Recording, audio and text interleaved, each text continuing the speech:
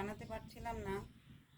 উত্তরবঙ্গে প্রচণ্ড গরম চলছে, যেমন গরম চলছে তেমন বৃষ্টি চলছে, মানে প্রকৃতির নিয়মে আর সহ্য হচ্ছিল না। আর ভিডিও বানানোর জন্য একটা ঠিক মতন সময় চাই। ভিডিও বানাতে গেলে কিছু ভাবতে হয়, কিভাবে বানাবো, কিভাবে কন্টেন্ট দিব। তারপর ভিডিও যদি ভালো না হয় তাহলে জনসাধারণ দেখতে চায় না, এটাও ঠিক। আর যারা ভিডিও বানায় তাদেরও অনেক সময় লাগে, মোবাইলের চার্জ ফুরিয়ে যায়। তারপরে সংসারের মহিলাদের অনেক কাজকর্ম থাকে।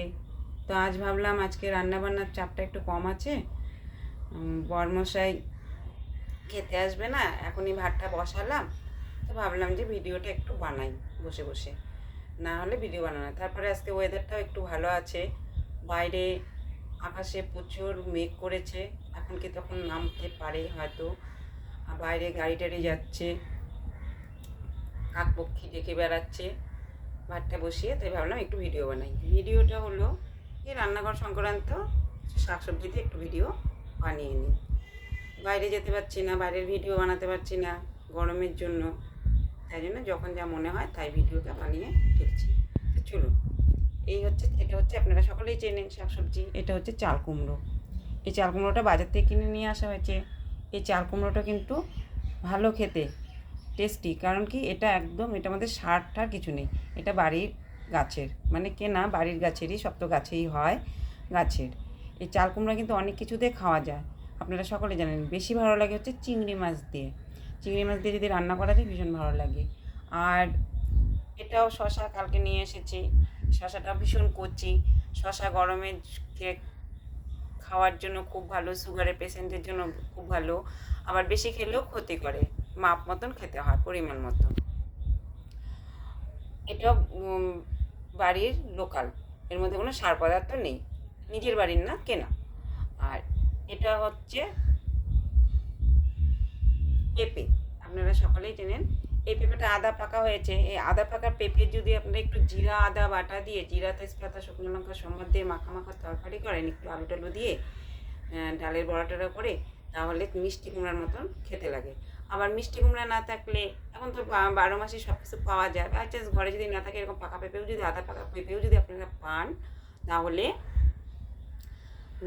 মিশানো তরকারি যে করে, যেটাকে ঘাটি তরকারি বা ঘ্যাট বা লাবড়া যা বলা হয়, তার মধ্যে দিলেও মিষ্টি কুমড়ার কাজ চলে যায়।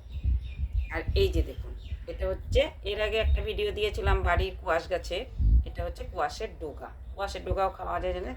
দেখুন কুয়াশের ডোকাটা কি মোটা হয়েছে, মানে এত সার পেয়েছে, সারের জন্য কুয়াশের ডোকাটা মোটা হয়ে গিয়েছে। আজ কেটে নিয়েছি, তো ভাবছি এটা শস্য বাটা দিয়ে রান্না করব।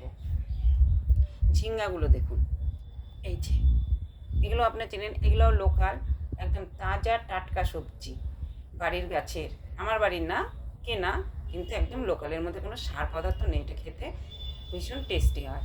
এটা ঝিঙ্গারও অনেক রকম সবজি খাওয়া যায়, তো বিস্তারিত বলছি না, যেটা নিয়ে ভিডিও নিয়ে বসছি সেটাই করে দিচ্ছি।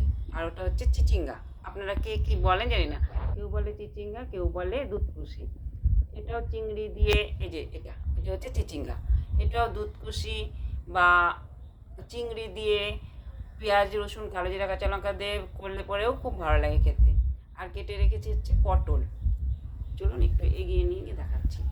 এই যে এটা হচ্ছে ছোটো জাতের পটল, শুকিয়ে গেছে, কেটে রেখেছিলাম। এই পটলটা না শস্য বাটা দিয়ে আর যদি একটু পেঁয়াজ সম্বার দিয়ে কালো জিরা দিয়ে করা যায়, তাহলে ভীষণ ভালো লাগে খেতে।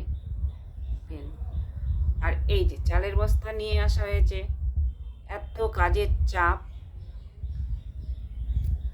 চাপের জন্য যে করতে পারছি না, চালের বস্তাটা উঠাতে পারছি না, ঘরে বাইরে সমান সমান কাজ করতে হয়। তাহলে যাই হোক, ভিডিওটি যদি ভালো লাগে একটা লাইক কমেন্ট শেয়ার করে দেবেন। ধন্যবাদ, সকলে ভালো থাকবেন, সুস্থ থাকবেন।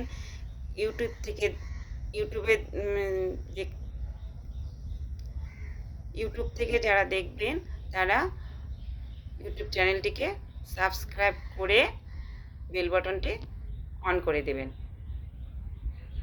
ধন্যবাদ, ভুল ত্রুটি ক্ষমা প্রার্থী রাখছি।